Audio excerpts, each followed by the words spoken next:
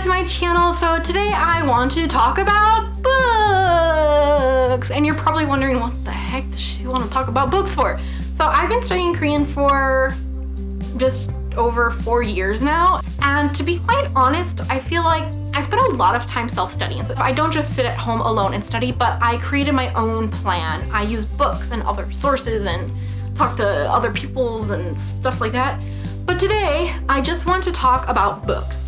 Because whether you're in your home country, you're in Korea, and you're trying to study Korean, there's a bunch of different ways that you can talk to native speakers and stuff like that. But at the end of the day, you probably need, at some point, some kind of book or reference to really learn some grammar and vocab. And I literally have I'm looking at them down on the ground now. I have at least 10 different books.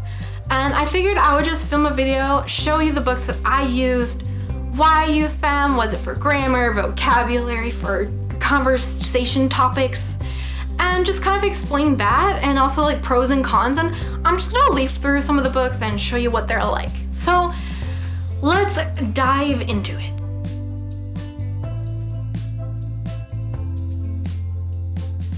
Okay, so the first books that I learned from were these Vazaha Luka. It's a series from Baekje University in Daejeon where I lived. As you can see, there are 4 books in the series.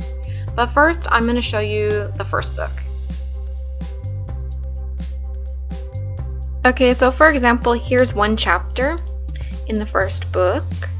There are some words here with pictures to help you understand the meaning. And then on the other page, there's some listening. The only downside is that this book doesn't come with the listening CD, but you can still read the listening in the back and answer the questions. Okay, so this page, there's some more listening questions, and then there's a little bit of conversational stuff that you can practice talking with. And then on this page, there's reading and then reading comprehension questions. And in the back of the book, there's going to be some stuff on grammar. In this first book, it's pretty simple stuff, but it's honestly one of the reasons I love this series, because how much you get to practice with the grammar.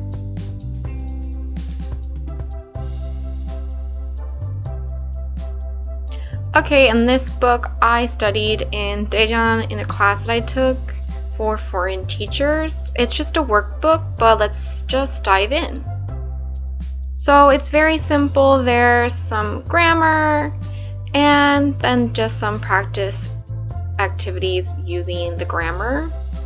And that's pretty much all it is, because it's a workbook, so just more and more practice with some dialogue, and there's a little bit of some reading, and this is essentially just one chapter, 4 pages. It's very easy for practicing grammar. If you want additional help, the vocabulary is very simple. I didn't use this book too long because I only took that class for a little while, but if you want to get some simple and easy grammar practice, then go ahead, check it out.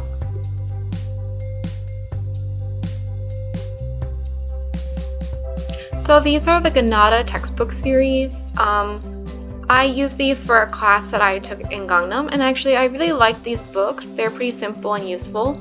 The left is the book and the right is the workbook. So let's just look at the book first. Let me open up to, let's find a lesson and get it. So yeah, here you can see on the left is a dialogue. It's pretty simple. It's really easy to pick up words this way, and here is the English version. So here and here, they're the same, but it's just translated. So you can check the words. And down here you can see grammar. So this book is just full of grammar points and talking practice using the grammar. And let's see, there's more talking practice since it's a talking focused book. And then towards the back, you'll find all of this kind of culture or vocabulary, and then it goes to the next chapter. So you can see it's pretty simple dialogue, and it's really helpful because you can pick up really simple words and you can see them used in more conversational styles. And then it's more so focused on picking up grammar and practicing your speaking ability. Okay, so let's just jump right into the workbook. So here it is. Let's see. The workbook is going to be more focused on practicing writing with the vocab words that you've studied, the grammar points. So yeah, I just found that these books are useful for grammar and speaking practice. And these are the intermediate books, so of course you can get the advanced or beginner too.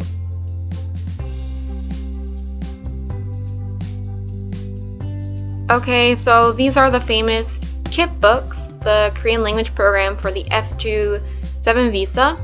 And I started at level 4, so let's jump and look at the level 4 book first.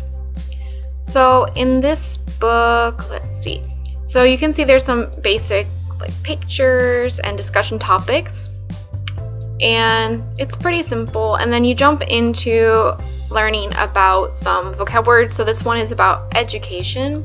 So we're learning about this report card. And there's some keywords in each chapter like this. And if we keep going, the next page will have 2 grammar points. So one on the left, one on the right, with some practice questions. And then there is the listening and speaking part. And usually in the class we have to practice the speaking with a partner and then changed it out. And then there is a listening. There's also a CD in the back and you can listen and answer these questions with. And then there is reading. So each chapter has a reading passage like this and a section for writing. Obviously I didn't do too much writing that day.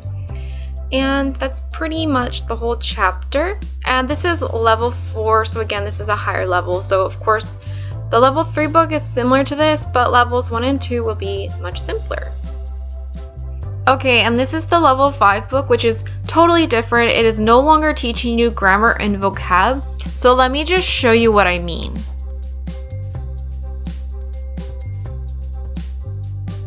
Okay, so when you take a look at the chapter, there's a whole page of writing here, and then a little bit of extra at the bottom. And on the right, there are some words that you might not know. And if you turn the page, there's another passage and a little thing at the bottom. It's the exact same. And then some major points will be listed here. And then there's comprehension check questions at the bottom. And that's one chapter.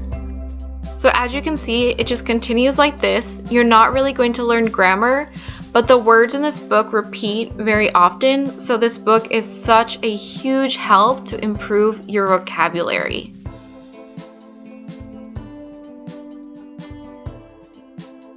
So after the KIIP series, I really wanted to focus on vocab, so I picked up this YONSEI reading book.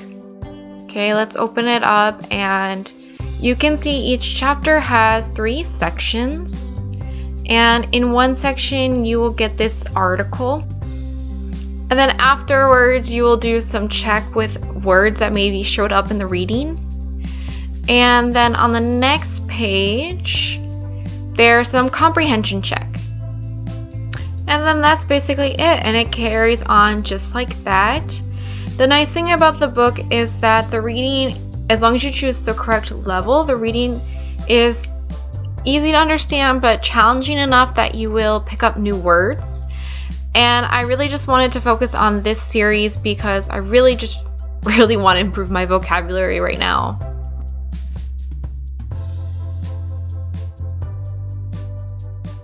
Okay, and this is the Talk to Me in Korean, a News in Korean book. So let's just plop it open and I'm gonna actually check out a different chapter. Okay. Yeah, so on every chapter there's an article. There's also an audio that comes with it. And the same article is on the next page with words you might not know underlined and defined for you. And then there's comprehension check questions. And then it basically continues on, and every day there's different articles, and it's just really good for learning new words, and you get to read about totally different topics every day. And because, like I said, there's audio that matches the dialogues, it's actually so helpful to improve your listening and to really check that you're learning and also pronouncing the words correctly. I love this book. I hope that they make more books like this because it's awesome.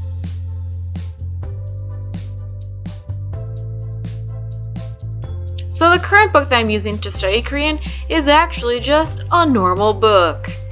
Woo, pages! But actually this author isn't Korean, it was an English book translated into Korean. So because of that, it reads a lot more simply than if I were to read some like crazy Korean literature. And you can see that I've basically underlined so many words. I go in there, I just read as much as I can in a certain sitting, and I just underline and I look up the words that I don't know. After every sitting, I will go back and reread what I got through at that time, and if I finish a chapter, I go back and I read the chapter. After rereading, I will make a list of words that I thought I underlined that were useful, and then I study those. Thanks for watching, everyone. So I really hope today's video was helpful. I hope that there was something in the books that stood out to you. Maybe it'll help you pick out a book that you want, or maybe you'll use one of the books that I used. I really wish you good luck in your language learning journey. And if you liked this video, please hit the like button below. If you are not already, please subscribe to my channel, follow me on Instagram, and I'll catch you later.